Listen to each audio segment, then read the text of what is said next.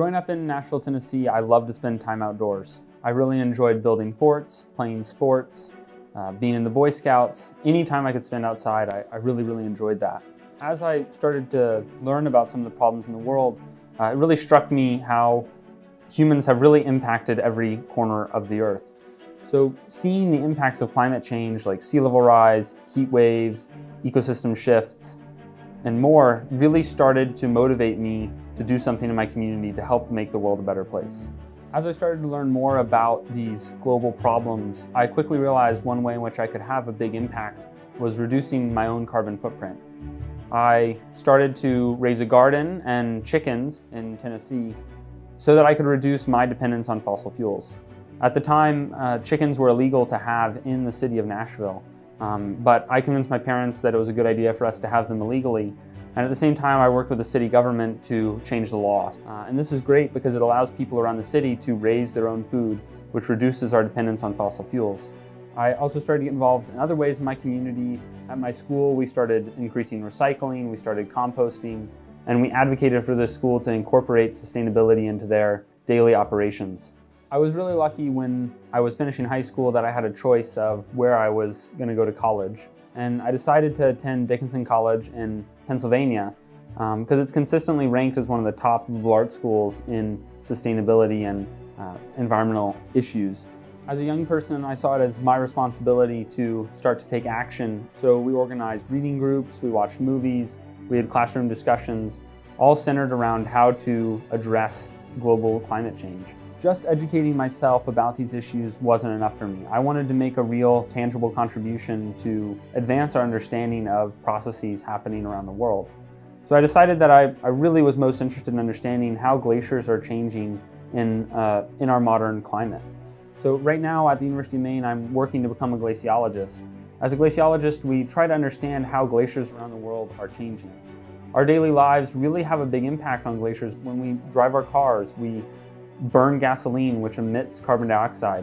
That carbon dioxide then warms the atmosphere and melts glaciers. This has a profound effect on the glaciers, as when they melt, they ultimately go to the ocean and cause global sea level rise. This season on Follow a Researcher, we're going to show you how scientists interact with policymakers to help them make really important decisions that impact our daily lives. I'm really looking forward to hearing from you all about your experiences with climate change and how it's already impacting your community, and what you can do to address the issues. The outdoors has always held an important place in my life. I grew up hiking in the White Mountains of New Hampshire and going to an outdoor overnight summer camp in Casco, Maine. My family has always loved spending time together in the outdoors, so there's no surprise that the outdoors plays a central role in my work today. So I grew up in Massachusetts, and I spent most of my time growing up playing sports and working on schoolwork. I played soccer and lacrosse and basketball and ultimate frisbee.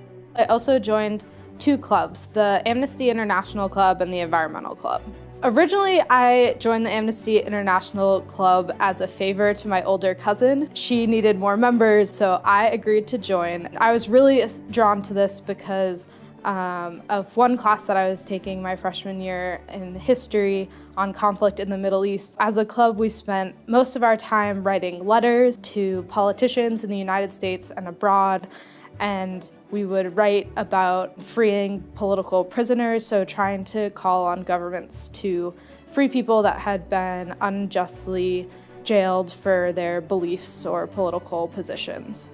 I started to see that a lot of these injustices were often connected to environmental issues. So I started to get involved with the environmental club as well. One of my science teachers, Mr. Fernari, was also the advisor to the environmental club, and he was adamant that we could take actions in our lives to address the issue of climate change in addition to learning about it in our science class. We spent a lot of time planning bike to school events to get the entire school to bike instead of drive, and we tried to get the cafeteria to ban single-use plastic cups to reduce the waste that our high school was making. I started to learn that I could have a voice on issues that were happening right in my high school and also around the world. I knew I wanted to go to college, but it was really hard for me to figure out kind of this fit or feeling that everyone seemed to be having that I wasn't. But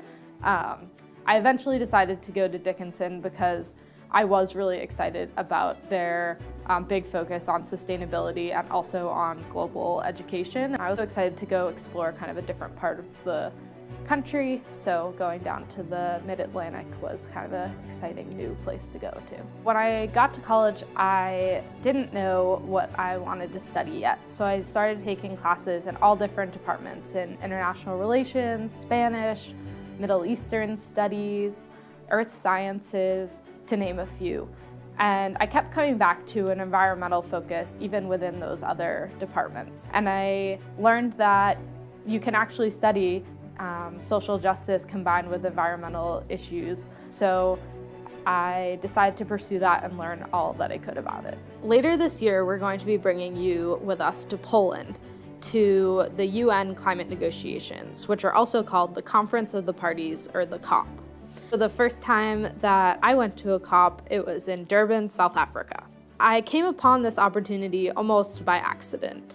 I was in my school's cafeteria and went to a table that was advertising this opportunity to travel to the UN climate negotiations. And so I decided that I would apply, and the experience that I had there really shaped the remaining time of my studies and work in college. I think I was first attracted to it because I thought that going to South Africa would be a pretty amazing experience. Arriving at the conference center was very overwhelming at first, but as I spent the 2 weeks there, that opened up a whole new world to me. It was fascinating and complex, and there were so many questions to be asked about what was going on with this process that it was really exciting. It was overwhelming because there were around 20,000 people that attend the conference, and there were 50 different sessions you could be in at any one time. There were just so many different things to do and places to go to learn about different aspects of climate change. There was a lot to soak in. It was also a little bit intimidating because we were surrounded by world leaders and climate experts, and we were just undergraduate college students, and our job was to interview these experts and world leaders, and so we had to quickly jump into our roles as interviewers and introduce ourselves. On one bus ride home, I introduced myself to the person that was sitting next to me, and we had a long conversation, and at the end of the bus ride, I learned that the person I had been sitting next to was the mayor of Lagos, Nigeria, which is the largest city on the continent of Africa. And that was really an exciting opportunity to get to meet this leader of such a big city in the world and hear his perspectives. It made the issue of climate change a lot less abstract to us. It also gave me the perspective of how important it can be to talk to these different leaders and how much information we could learn and research we could do about climate change at these conferences. We're so excited to virtually bring students to the COP this year, and we'll have a front row seat to what's happening. We're hoping that you'll learn about climate change at the international level and how countries are planning to deal with it. But we're also hoping that you'll learn from our research about what you might be able to do at home and in your school. Here are some questions that we have for you. We hope that we'll hear your answers during the next live Twitter session. What else would you like to know about the COP? What questions would you have for world leaders? Is your community or school vulnerable to the impacts of climate change? If so, how? What are some ways you are reducing or you could reduce your environmental impact in your community, at your school, or at your home? Thank you for joining us on Follow a Researcher. From UMaine to the UN. Be sure to check out next week's video where we'll talk more about our research.